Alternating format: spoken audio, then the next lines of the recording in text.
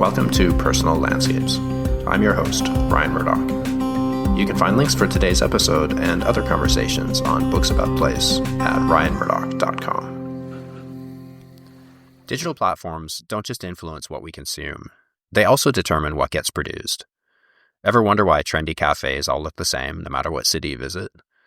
Are you tired of the relentless sameness that has cursed books, art, music, and film since the early 2010s? I read paper books and watch old films, but the only time I bother with something new is when a trusted friend recommends it.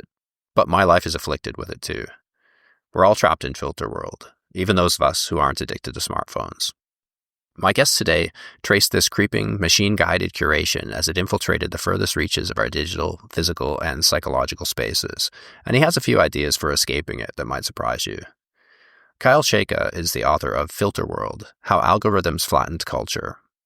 He's a staff writer at The New Yorker, covering technology and internet culture, and his work has appeared in The New Republic, The New York Times Magazine, and other publications. We spoke about how digital algorithms work, why they flatten culture, and how you can take back control of your own taste. One quick note before we jump in. Many of you have written to ask how you can support Personal Landscapes. I hate ads. I hate listening to them when I listen to podcasts, and I don't want to inflict them on you. I want to keep the podcast both free and ad-free, so I've moved it to Substack and launched a new Members Club as a way to cover the costs of the show, with member-only bonus material for book lovers like you. ryanmurdoch.com is still the place to stay up to date with my writing and travels. I won't be posting podcast show notes there anymore, so signing up to the free tier on Substack will keep you informed of new episodes. If you'd like to support the show, you can join the Members Club for what it would cost to buy a fancy coffee once a month. I hope you'll consider it. Please go to personallandscapespodcast.com to find out more. And now, here's my conversation with Chayka.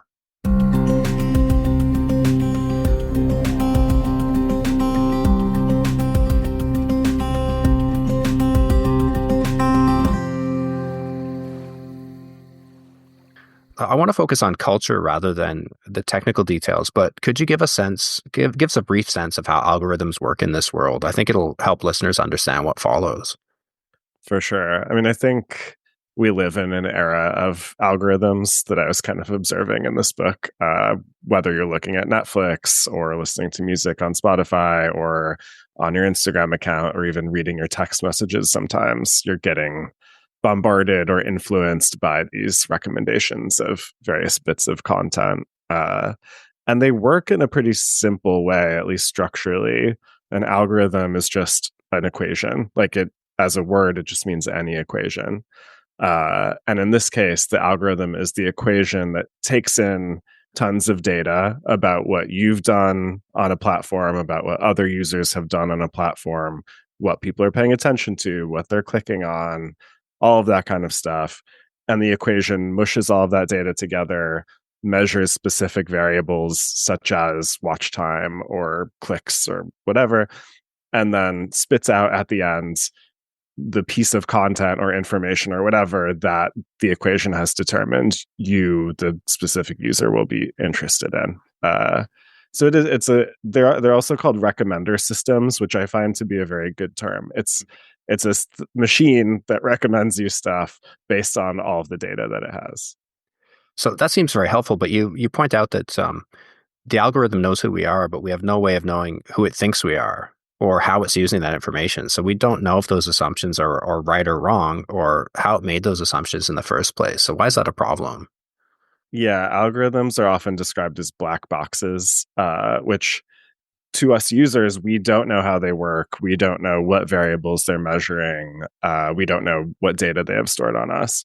But it's also true that to the engineers and the companies themselves, the algorithms are black boxes due to their reliance on machine learning and artificial intelligence. So no one really knows what's inside of these equations right now or how they're working on a day-to-day basis necessarily. And I think through the book and just through my own experience, I really ran up against this problem that the relationship between us users and algorithms is like a complete one-way street. We are just influenced by how they operate. They dictate what we see. but we can't change how they operate. We can't adjust how one works. We can't talk back to the Facebook algorithm or the Netflix algorithm and tell it to do something different. So yeah, it feels like a one-sided relationship and just more domination by algorithm. Yeah, there seems like there's a sort of informational determinism at play. Like it's almost as though, well, what you clicked on in the past determines what you see next. Then it's like there's no room for becoming. Like you'll only ever be the person you were. This is the, deeper philosophical problem here, I think, is that the algorithm crunches all of that data, as I was saying, and then it uses that to predict the next thing. And so the past predicts the future each and every time, over and over again. And then once you use these algorithms enough, they have tons of data stored on you. They know a lot about your habits and your preferences. And I think you kind of get locked in that past version of yourself. I think we've all probably had that experience of a feed or a platform just endlessly recommending the same thing past the point that we're tired of it, or past the point that we've tried to express that we are not interested and we no longer care about this thing.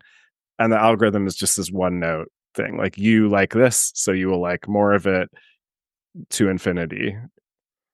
Yeah, in writing about this loss of control, you say in the book, the culture of filter world is the culture of presets, established patterns that get repeated again and again. The technology limits us to certain modes of consumption. You can't stray outside the lines. So define what you mean by can't. Is that because they make it so difficult to search for anything that doesn't fit that mold? I think so. I mean, I think over time, digital platforms and feeds have become more passive. Like, Mm. we users are encouraged to just consume whatever's in front of us. Where in the earlier days of social media or the internet, you really had to go and seek out everything that you wanted to find. Like, you had to find the right website, you had to figure out who was creating the thing you wanted to consume. And so I think we've been conditioned into that passive mode of consumption, and that's one thing that's keeping us there. And there's that one-sided relationship that we can't influence how the algorithm works. And in a very literal sense, as you were saying, it's hard to find stuff. It's hard to find other stuff because the internet has become structured around these feeds and recommendations. I mean, the one that I find, I mean, a lot of these are very frustrating, but particularly on Netflix, the search function is almost useless. Yeah, Like, so you explain that for people who don't use it. Yeah, yeah. I mean, so the Netflix homepage is a grid of algorithmically recommended shows and films and pieces of content that the algorithm has predicted that you will want to engage with. And so the app's design, the company's direction is all driven toward you just clicking on what's in front of you rather than trying to find something that you specifically want. And so if you go to the Netflix search box, you can't even type in documentary. You can't type in like travel show. All you can do is search for a title that you know, or maybe an actor. And so it's intentionally obfuscating in a way. It's trying to prevent you from going outside the algorithmic line. And I just find that so frustrating. And it damages culture, right? Like, if you can't seek out what you want to find, then you're not going to find that unique, interesting, specific thing that appeals to you. You're just going to stay in this kind of generic passive mode.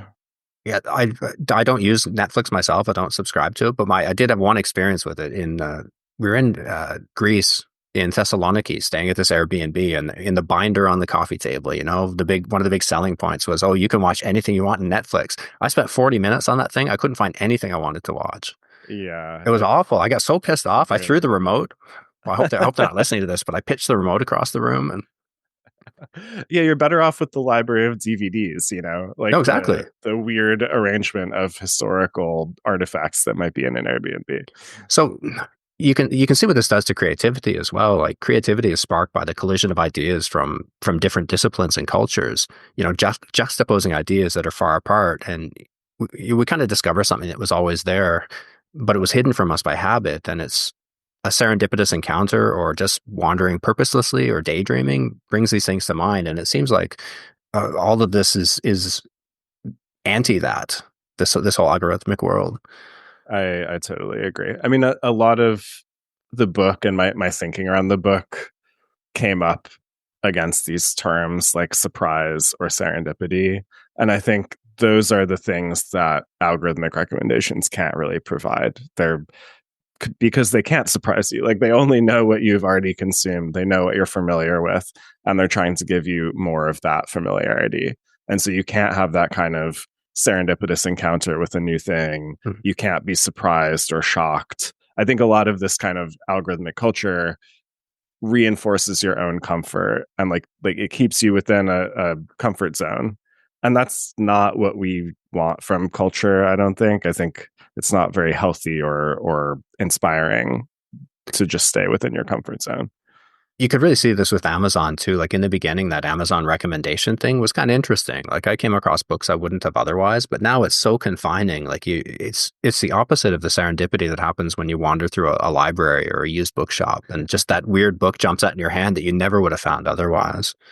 Yeah, I do think now you might find more serendipity and surprise just literally doing anything off the internet than you would on the internet. Like you could go into a used bookstore, or you go into a Goodwill, like an art museum, a gallery. It doesn't even have to be high quality or like, the best space in the world. It just literally anything that you wander into off the street will give you more inspiring material and surprising, unusual stuff than you will find on Amazon or TikTok.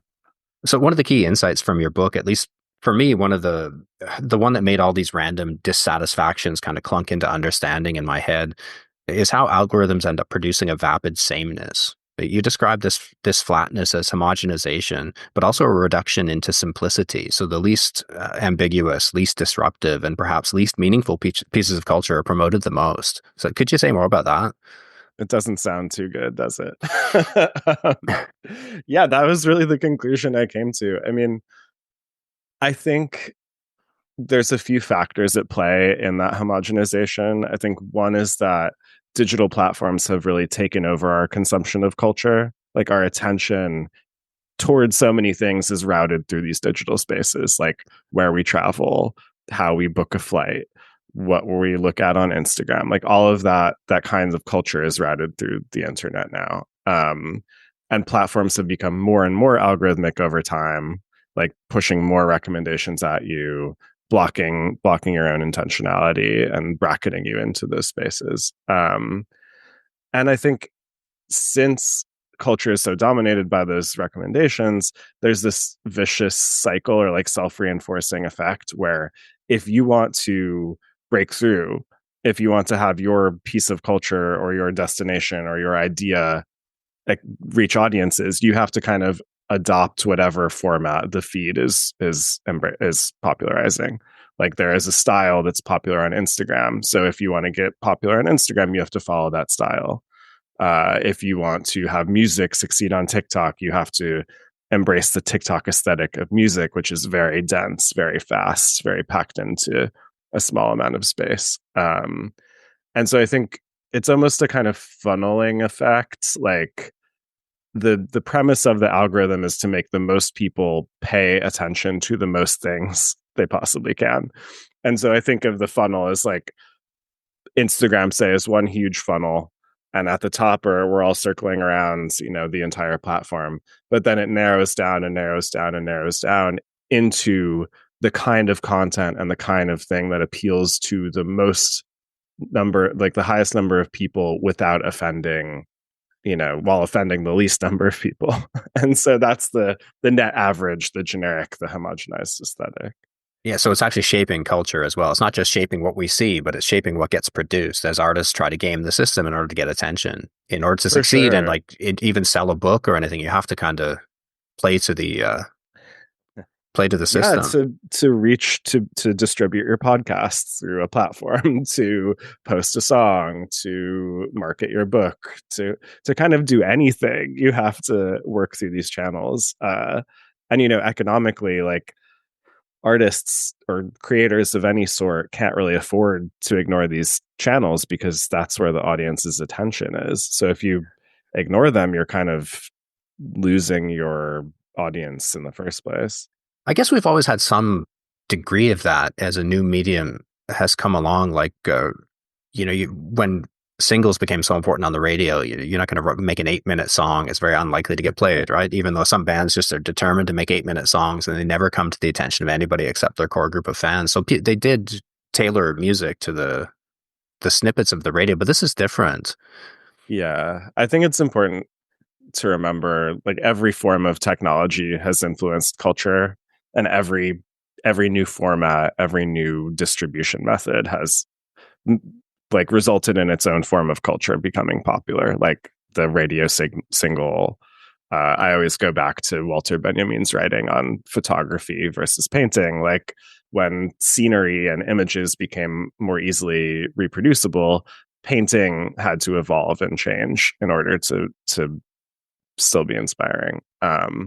So it's a cyclical thing, but I think in this moment and in, starting in the 2010s, the algorithm just became this all-encompassing method of consumption. And it's not just any one medium, it's not a new format. It is the entire mechanism of how we distribute things and consume things. And I don't know that that has ever quite happened before with such, radical difference, even in the space of a decade.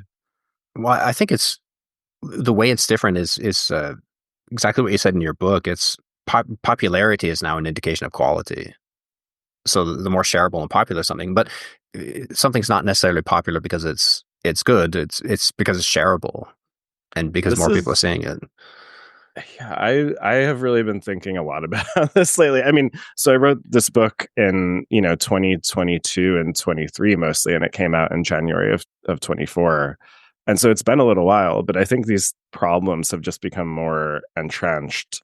And I think that perception that only what is popular is good and anything that is popular is good has really become an entrenched attitude. Like there's this term poptimism, which was kind of the critical appreciation of pop music, rather than critiquing it for its popularity, just embracing pop music and saying there's a reason people like this. It's cool, Beyonce is great, Taylor Swift is great.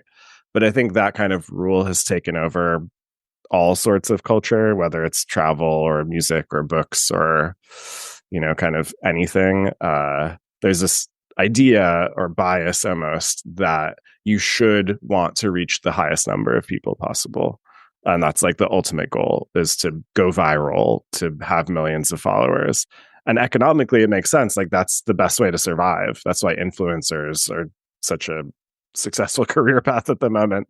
Like the point is that they have large audiences. But as a source of culture and art, I don't think that rule is very healthy, and I don't think it's ever really existed before. Like Well, no, I mean, art, if you how can you produce anything worthwhile if you're just trying to please everybody or not offend anyone? You're necessarily going to polarize somebody or offend somebody if you do anything worth that shakes people up and makes them think or see themselves differently.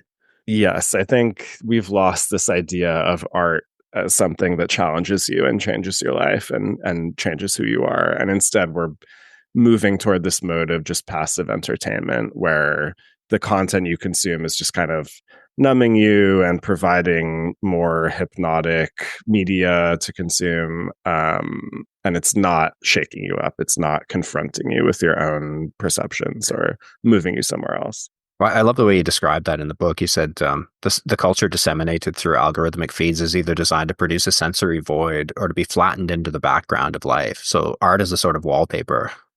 Yeah, ambient everything. I think Yeah. one rule of culture in this moment is that everything is becoming more and more ambient, which is to say you can either ignore it or pay attention to it, but more likely you're going to ignore it, and it can function peacefully and quietly in the background while you look at your phone or seek out some other kind of media to consume. So is this why so many films that came after, say, 2010 or so are so terrible? I think so. I mean, I think what has changed in that time? I think the rise of social media and user generated content has challenged the supremacy of Hollywood and like professionally developed content in any form. And I think people's attention spans have certainly shortened. The things that we pay attention to have shortened. So you have these kind of bad but middling and populist films that make a lot of money and entertain a lot of people, but their fate is to be ignored. Essentially, their fate is to be, the airplane film, the thing that you play in the background a million times, the 100 hours of Marvel universe that you can just exist in for as long as you want. But at the same time, we have this new era of content where like people will pay attention to a 3 hour Joe Rogan recording, but they won't give that attention to a difficult novel. Like Mm. the sources of our culture are changing, I think, and the things that stimulate people are changing. Well, I rarely ever watch a recent film, and when I do, I'm pretty much always disappointed. But I wouldn't have known enough to be disappointed, I don't think, if I hadn't spent so many years watching great films, films by auteurs and foreign films. One thing that does make me optimistic is that the internet gives us access to more of that stuff. I think we did kind of pass through this decade of time in which everything was meant to be very popular and very viral, and the 3 or 4 major digital platforms dominated everything. And now I do feel like there's more access and more promotion and appreciation of weirder stuff online. Like, the Criterion channel, you can stream great art films from any period. There's this great streaming service for music, like classical music, called Adagio, which will help you not only like consume classical music but understand and enjoy it in a different way, because you can learn about the composers and orchestras and stuff. So I hope there is this long tail idea that the internet gives access to everything, and so weirder niches will grow. And I think for a while that wasn't true because of the domination of algorithmic feeds, but now it's becoming a little more true. And if you can get off the beaten path, maybe you can find yourself somewhere interesting. So I want to talk about in a bit about ways to do that, but I wanted to come back to just how disposable some of this current culture was, these terrible films. And you had a great example of, you mentioned Martin Scorsese's article in Harper's. Mm. I think it was called My Journey to Italy, wasn't it? There's a documentary of that same name. I just watched it recently, where he goes through all the great Italian films that kind of shaped him as a director. And you say the art of the 21st century no longer holds up to such scrutiny of going back to something and poring over it and picking it to pieces and learning from it. But it's just cheap and ephemeral, and it sort of passes through your life without leaving any discernible mark. So nothing really comes up that'll be seen as sort of a revisited decades later as a masterpiece. Like a theater here, a cinema called Babylon in Berlin. They show Fritz Lang's Metropolis with a live orchestra pretty regularly, and they had film noir from the 40s, my favorite genre. They showed a bunch of those, and it was packed. Like, people filled that place to see the Maltese Falcon and Double Indemnity. Yeah. But could you see anything recent being, 50 years from now, people still watching that or It's a paying great to see it? question. I do really wonder about that. I think there's always, some masterpieces from every era that will make it. And every era of culture had, 1,000 films, and 5 of them were the ones that made it through history a century later. But I think like people are different in their consumption habits. Like, people's tastes has become different. I think in the past culture did function on this more top down hierarchy. Like, the genius artists, the producers, the executives kind of decided what art was going to be successful, and they often picked challenging things. They wanted to highlight unusual voices, strange different work that they felt moved the culture forward, and that resulted in a lot of good stuff. It was also had plenty of its own problems. But I think now we're functioning on a much more bottom up process of culture, where every bit of culture is iterative and tested for popularity at every stage, and kind of molded through that generic funnel into something that has all the rough edges sanded off, into something that's not as personal and weird and different. But then, you don't want to be too doomsaying. Like, there's weird, crazy stuff happening now. Like, I think of this one video essayist who made like an 8 hour long YouTube video essay on this one obscure Japanese video game from the mid 90s. And like, that to me, I could see people going back to that in 100 years and being like, "Oh, this really represented what was going on in this early 21st century time." But that's not the Hollywood film, That's not the thing you see in a movie theater. It's the thing you watch on your phone and ambiently play in the backgrounds while you're cleaning your house. It's not the thing you see in the chain bookshops either. Like that they increasingly sell more and more things that aren't books. But you gave a really weird example of a physical Amazon bookstore Mm-hmm. that was arranged like the website. Could you describe that? That's really strange. It was a store in Georgetown, a part of Washington D.C. where I live, and you walk into the Amazon bookstore, and suddenly you see that every single book is pointing face out. Like every single cover exists on the shelves, and you see every image like you're looking at a bunch of thumbnails on a website. And underneath each book is a little e-ink tag that lists its star rating on Amazon, its current price, that's whether it's on sale or not, how popular it is, like how many people have rated it or read it. And it just felt so deeply bizarre to me to see those internet mechanisms translated into real life. And it underlines how bad they were. Like I don't walk into a no one walks into a normal bookstore thinking about, oh, how many stars is this book rated? Like that is not how you judge pieces of culture. That's not how you even pick a book that you're going to read in a bookstore. But in this Amazon bookstore, that was the data that you were given in order to decide. And it did happily, the bookstore did fail because I don't think it worked very well as a bookstore. But yeah, it really just drove home how those internet mechanisms devalue the culture that we're trying to access. Oh, that would just kryptonite for me too. I mean, if as soon as somebody tells me, "Oh, this is really popular," or "Everybody's watching this," I just think I'm not going to like that. I know to avoid this. Right. There is this change in attitude that, like, some people, at least some portion of the population, is driven to consume what the most other people are consuming. Like it's not about finding your own taste. It's not about finding the thing that no one else is paying attention to. Instead, it's about participating in the thing that is popular intentionally.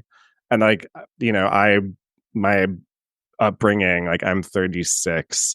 I kind of grew up straddling the pre-internet and post-internet cultural landscape. And the attitude of the hipster, the like pretentious cultural consumer, that's kind of gone. like Yeah. like there's now the point is to know what's popular and to participate in it. And even if you find something cool and niche and interesting, the pressure now is to expose it to ever larger audiences, like to rescue something, to bring it from obscurity into the mainstream. And I don't know, it takes some of the magic away from me, I suppose. Like culture maybe should be for yourself, like not just about who else is seeing or watching or reading it. Well, we always did have an element of that, but the difference I think with Filter World is that we each live in our own bubble. So like Mm-hmm. algorithmic feeds appear differently to different people, so it doesn't impact the zeitgeist in the same way that like a hit TV show or a popular song used to. And that's true even if you didn't really participate in it. Like I never watched Friends back when that was fine. I've never seen a single episode, and I never saw that early reality show where people had to survive on some island or something and they got voted off. But I knew what they were because everybody was talking about them. And sort of by refusing to watch them, I was still kind of participating in the common culture at that time by rejecting that in favor of something else. But we don't have that common culture anymore. So why is that a problem, or is it a problem? There's like a lack of communal experience, I suppose. Or Yeah. to me, like my own conclusion after writing this book and thinking through it a lot was that the algorithmic feed is personalized to you. And so you come to expect this personalization and customization. And I don't know what your feed looks like. You don't know what my feed looks like. And so we lose this connective tissue that previously helped us discuss the same things, respond to the same things. We lose that like friends level of universal recognition, which you can either participate in or reject. Like, regardless of your attitude toward it, at least that was a common reference point. in which people could arrange themselves around. But now we don't have that. And I think instead we have these different identity categories, almost like different niche aesthetics or consumption habits that people come to identify themselves with. So is this all the result of unintended consequences? Like attempts to increase engagement kind of led to this, and now these companies are making so much money that change is against their self interest. It's definitely against their self interest. I mean, I think the tech companies really took over culture like through the 2000s and 2010s. Like Silicon Valley American tech companies came to dominate how we consume culture, and their idea of culture is not our idea of culture. Like their idea of culture is engaging content and things that people stare at and mindlessly consume, whereas the critic's idea of culture, the museum curator's idea of culture, the radio DJ's idea of culture is different. Like to me, culture is not just what you pay attention to and click on, but it's what changes your mind. It's what gives you a different sense of self. It's what opens new possibilities for life in the world. And I don't think that's what Silicon Valley emphasizes. Like, Well, yeah, not when their whole goal is to get you to not click away or not look away from this thing or just keep it on in the background all the time so that you get more ad revenue or more time on the site. exactly. Like that's their incentive, is that kind of numbed engagement. And that the structural reason for that is because they make money on advertising. So all the data they collect on you, all of that passive attention that they have helps them better succeed in selling advertising, because you are not their client. We, the user, are not the core client. The core client is the advertiser and who is buying our attention. So all of this sounds very bleak and very confining. So let's talk about how we can escape it. You presented curation as one possible solution. I really like that idea. So could you say more about that? Curation to me, it is a word that's used a lot online. Like I think people might be familiar with it just from curating your Facebook profile or curating what's on your Instagram page. But I wanted to go back to this earlier definition of curator or curate, which comes from ancient Rome and then the kind of medieval Catholic Church. And a curator was someone who took care of things, who was responsible for something.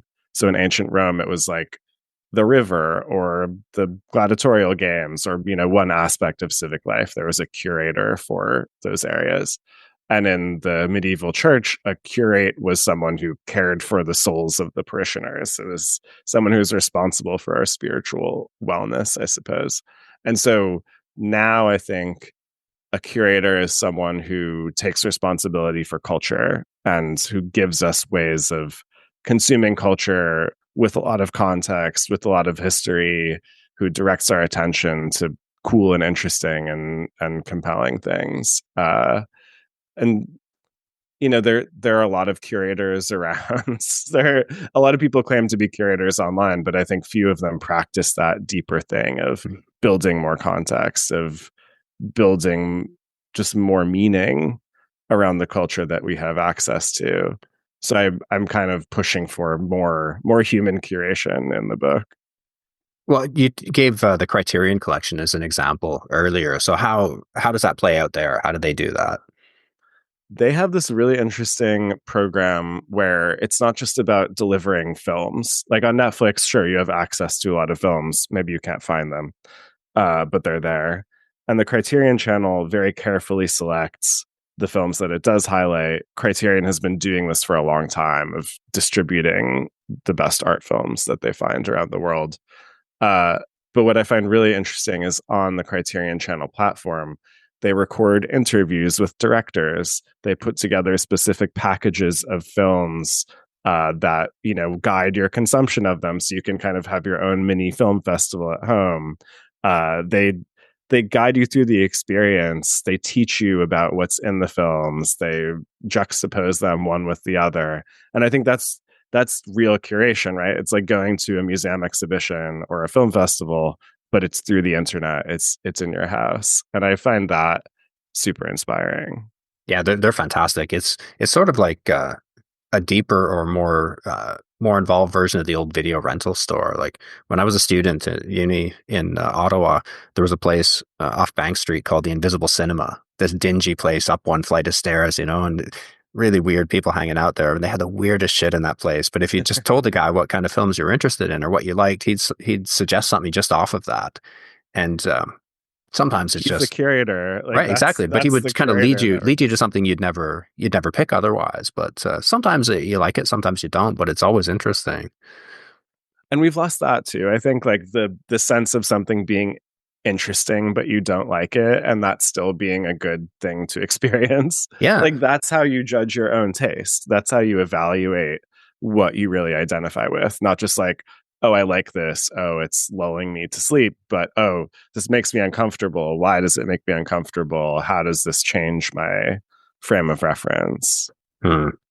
Yeah, so in reading your book, I realized that my podcast is an example of this curation. Like I've spent decades reading the classics of travel literature and traveling to remote places to write magazine features and books. And I built a deep knowledge of this genre and adjacent genres. And I kind of curate that knowledge to bring my listeners these carefully chosen conversations that aren't based on what just came out or what's popular at all, but on writers that I think are important and books that I think are important. But there's a downside or a blind spot that I found to developing this sort of deep knowledge as well. And you end up missing a lot of things in other areas that might be relevant to you. But my answer to that is also a form of curation, really. Like I have my own lifelong areas of interest that I'm obsessed with. These kind of books and 1940s film noir, the music of the church, the 80s band. And I don't pay attention to a lot of other things, but I have trusted friends with very different interests from mine who I know will bring something to my attention when they're reading something in the world of tech or something like that that I might be interested in. And I kind of do the same for them. So finding these kind of trusted friends who curate information in another field and can bring it to me has been my solution to that. Yeah, yeah. I think that's a kind of human internet, right? Like rather than relying on the algorithmic recommendation, you're getting human recommendations like from every direction. And I think by the end of Filter World, one of my conclusions, I guess, was that we should all be recommending things more and not just like, texting a link once in a while, but really explaining to our friends why we like something, debating what's good or bad. I think cultural consumption, as you're saying, happens in a community always. It's this like collective process. And no one person can pay attention to everything, even though that's kind of the dream of the internet. And so we need to connect with other people who are looking at different things than we are. And, I think we interact with a recommendation from another person who we trust differently than we react to just a random piece of content that's been pushed at us in a feed. You said too, alongside curation as an antidote, we need to go back to developing our own taste. It's how we used to do things, pre-filter world. You describe it as a fundamental part of the self. So I think so. yeah, say I more hope about so. that. Why is that important? Developing your own taste. Taste. I mean, taste is this like long running idea that I think is worth more thought and maybe writing. But it comes from philosophy from starting in I think the 18th century, and it was seen as this moral capacity. Like to have good taste was the good within you recognizing the good within something else, and this was maybe in a religious way or a moralistic way. But moving forward a few centuries, I feel like taste is how we measure ourselves against the world and how we figure out what we identify with and what we carry forward with us. Like it might be like you recognizing yourself or aspects of yourself in other things outside of you. Like you listen to an amazing piece of music and it speaks to you in this way that you just totally don't expect and illuminates this aspect that was always inside of you but you couldn't realize. And to me that's taste. Like that's taste is a way of knowing yourself and a way of appreciating culture better, because if you have a deeper knowledge of something, if you know where it comes from, if you've learned more about it, then you just experience it better. Like it's better to know who a musician is and what they're trying to do and listen to their music than it is to just listen to it knowing nothing. I suppose too our current way of consuming or the current system that we're all living on discourages that because it's so performative. Like Hmm. you're supposed to like what other people like, and if you say, "Well, I like this band," very timidly, and say, "Well, you don't like that shit, do you?" Like you have to perform in front of an audience, and you risk getting rejected for having unusual taste or interesting taste. There's some Yes, people like me that don't give a shit about that, but there is a pressure to conform that wasn't so strong before. I don't think. yeah, and I think that's also because there's more of a pressure. I mean, as you're saying, to perform and to make your taste public, like on a broad platform, because social media has encouraged so much self-exposure essentially. Like one of the messages of social media in the 2010s, I think, was that anyone can be an influencer. Like anyone can and should project their life to a public audience. We should broadcast every thought we have through Twitter and every experience through Instagram. And that there was like a peer pressure to do that for sure, especially if you are someone working in culture. And now I think we've seen how bad that is. Like, actually, we don't want to hear everyone's thoughts. Like, actually, maybe it would be better to have this be a slower, more careful, more intimate process than it is on social media and in algorithmic feeds. And so hopefully that also means there's less of that peer pressure to conform and more ability for you to enjoy the things you enjoy without feeling like it has to match with what's going viral, essentially. Well, another startling realization from your book along these lines too is how filter world discourages us from developing our own taste by making sure we don't own anything. That's something I hadn't thought about at all. How everything is temporary and housed on a cloud, and then they just can rearrange the structure It is no terrible. matter what. So it changes the way you consume things, or changes the way you Yeah. interact with your library. Yeah, my direct experience for this was the interface of Spotify changing. Because I think growing up in the 90s, software was stuff that you downloaded once and then it changed if you updated it. Right. And maybe you had to change it because, it was 5 years out of date and your operating system had become defunct. But software was like a tool that you used in a specific way and it didn't change on its own. But now all of this software, all of these streaming services, all of these social networks are just accessed through the internet. They change almost daily. I mean, sometimes you they work differently one day to the next. The buttons change, the columns change, the recommendations even change. And I think that makes us lose our grip on the culture that we identify with. Like it's no longer just a CD that you put in the CD player. Spotify can change its interface to push you toward podcasts or to encourage you to listen to their recommendations rather than choose your own music. And that's so unhealthy for culture. Like that's just on its face, I think that is bad for music and for us, and that has become particularly frustrating for me. This we should not believe in any way that these platforms have the best interests of culture or art in mind whatsoever. Well, you said too that they change it changes the way we consume it in the sense that you found yourself becoming more of a passive user, saving fewer albums and thinking less about their themes and their stories as cohesive creations. But whole albums matter more when you curate your own library. Like I tend to just listen to complete albums, but I downloaded like an obsolete version of iTunes that they never gets updated, and I keep all my stuff the way I want it. But Yeah, that's what you have to do. You have to resist the tide or like the atomization of all of this stuff and condition yourself to listen to full albums, to intentionally choose things. And it's always tough because some people complain to me or critique the writing, I guess, that, oh, you can use the software any way you want. You're still capable of saving an album, of making your own playlist, but it frustrates me because the company makes that harder and harder. Like you can only do what you're doing on outdated iTunes. You can't do it so right, easily on Spotify. yeah. And so this brings up the kind of the last area I wanted to ask you about. You talked about the importance of saving pieces of culture, like as we build our personal taste, slowly building a collection of what matters to us, a monument to our preferences.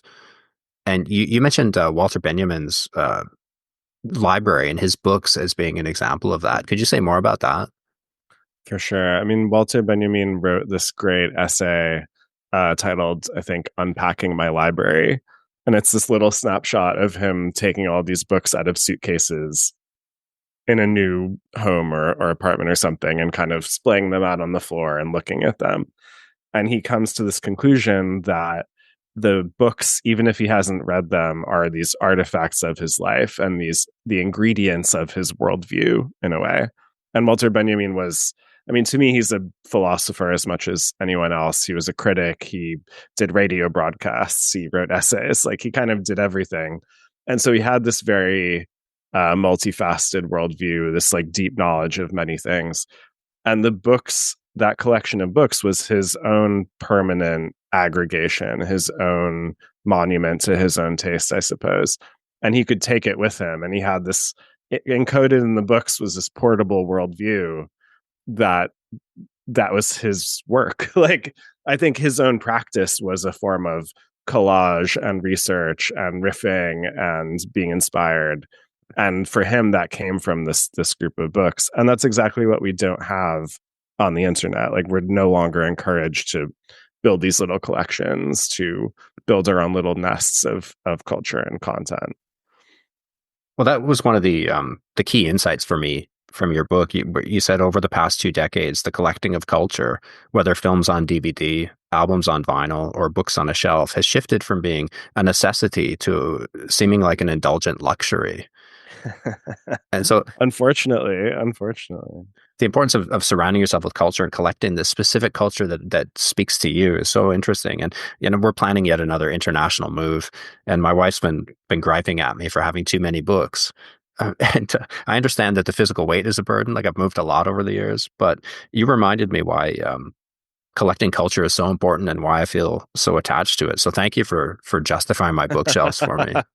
You're welcome. I mean, if in a way, if you don't take them with you, you lose access to them. Like we can no longer rely on that necessarily, particularly when it comes to music and film and, I mean, digital things. Like if you appreciate something, you should be saving it and hoarding it in a way because it could easily go away. I think of with my own home and like surroundings, I think collecting art has been really important to me and like buying things from artists who I like. And that is like a one-to-one exchange of culture.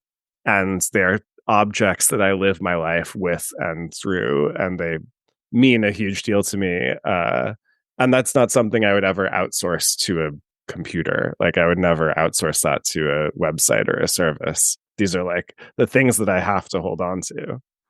And it's different. They're at your fingertips. Well, they're also the danger. The other danger with digital when it comes to books is they could just be taken out of your book collection, whether you want them to be or not, or revised. Like with this whole business of Roald Dahl's books being revised to suit current sensitivities.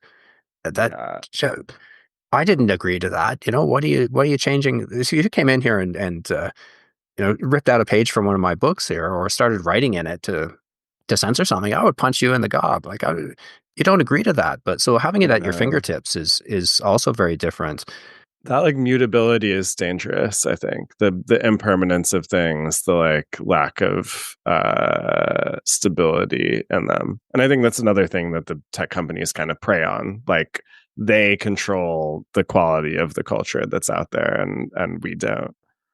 Yeah, well, that's just the thing with ebooks too. Like you can't. If I've read a book and I want to pass it on to somebody else, I can't take it to the used bookshop and trade it for something else. I don't really own it. So it just sits on this device. But I found my libraries also become much more valuable for my work as Google search has gotten worse. Mm-hmm. Like when I'm planning trips or trying to research a story idea, I go back to these obscure books, really old books, and to try to find interesting places that there might be a story hidden in. And those are probably more unusual. Like part of Filter World is this idea that most people are flowing passively through the most popular channels on the internet. And travel, you see that happening, as much as any other field. It's so blatant.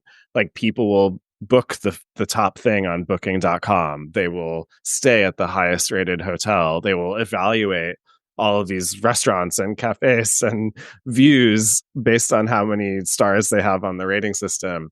And so we're losing access, or we're losing the drive to go off that path and just find something that might be more meaningful or better just because it's not as rated publicly. And so you go to an obscure book, you read through a travelogue, you might find something much more interesting and much more unusual. Well, there always was that aspect. Like when I first started traveling, did a trip through Central America, and everybody had the Lonely Planet. Everybody had copies of the Lonely Planet, and they were all going to the same places and going to the same top hotels or top restaurants. But all you had to do is use the guidebook in reverse. Just look at the places that they didn't write about, and you would find all these interesting. I did that all the time. That was my method. Yeah, that's so interesting. I think you do have to like fight the tide in a way, particularly online now, because I mean, the Lonely Planet was one thing that could be, 20 highlighted things in a city, but the internet is infinite. Like there's the attention is always shifting to a new destination, to a new popular spot, and you would do better to take note of that and then just go the opposite direction and go somewhere totally different. Yeah, look for the blanks on the map. So my last question: how can we use? You've answered some of this already, but how can we use technology to maintain or even foster a culture rather than destroy it? I don't want anyone to get off the internet. Like I think the internet has been great for me and for a lot of people. But I do think we need to resist this algorithmification that has happened and the dominance of a few digital platforms. So for me, like I want to push people to be more intentional when they're consuming culture online. And the number one metric, I suppose, that I think about these days is just how direct is your connection between you and the creator of the thing that you're consuming. We don't want it to be mediated by a TikTok or a Facebook or an Instagram. Instead, you can subscribe to a newsletter, like listen to someone's podcast through, Apple Podcasts. You can go to their concert. You can buy a meal at their restaurant. Like the closer the exchange from you, the consumer, to the creator, the better. And you can find that on the internet pretty easily these days. You have more options. You can buy an album on Bandcamp. You can, go to someone's Substack and subscribe to see their writing week after week. And I find that pretty inspiring and optimistic. Like in my mind, I have this image now of a farmer's market of culture where you are going around shopping like from boutique to boutique and talking to the farmer and getting your one item at a time. You're getting music from one place, travel recommendations from another, art from another. And that's made possible on the internet. So I hope we can move toward that kind of state and, think about almost the supply chain of where our culture comes from. Yeah, that's really great. And I think your book is really helping people to become more aware of that and to move towards that. So thank you for your time today, Kyle. And thank you for writing this book. I mean, it was such an eye opener for me. And I really hope my listeners pick it up. Of course, this was such a fun conversation. Thank you. Thanks for listening to this episode of Personal Landscapes. If you like the podcast, please give it a rating on iTunes and subscribe through your favorite app. You can find links to today's podcast and more conversations on Books About Place at ryanmurdoch.com. You'll also find a donate button if you'd like to contribute to the costs of the show. All donations are greatly appreciated.